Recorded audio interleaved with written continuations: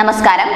കേരളം മുച്ചോട് മുടിപ്പിച്ച പിണറായി വിജയന്റെ നേട്ടങ്ങൾ പറയാൻ വന്ന സജി ചെറിയാന് കിട്ടിയത് 16ന്റെ പണിയാണ്.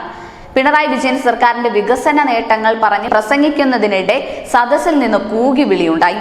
പുന്നപ്രയിൽ മത്സ്യഫെഡ് സംഘടിപ്പിച്ച വിദ്യാർത്ഥികൾക്കുള്ള അനുമോദന പരിപാടിയിൽ നടത്തിയ പ്രസംഗത്തിനിടെയായിരുന്നു കൂകിവിളി ഉയർന്നത്. മദ്യലഹരിയിലാണ് സദസ്സിലുണ്ടായിരുന്ന ഒരാൾ കൂകി വിളിച്ചതെന്നാണ് റിപ്പോർട്ട്. ഇയാളെ പിടിച്ചു മാറ്റാൻ മന്ത്രി നിർദ്ദേശിച്ചതോടെ പോലീസുകാർ ഇടപെട്ട് ഇയാളെ സദസ്സിന് പുറത്തു പോകാൻ ആവശ്യപ്പെട്ടു. എന്നാൽ ഇയാൾ തയ്യാറായില്ല.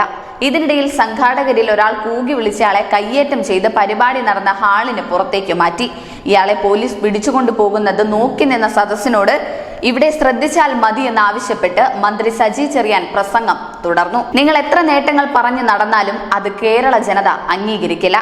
കാരണം സത്യങ്ങളെല്ലാം ഞങ്ങൾക്ക് അറിയാവുന്നതാണ്.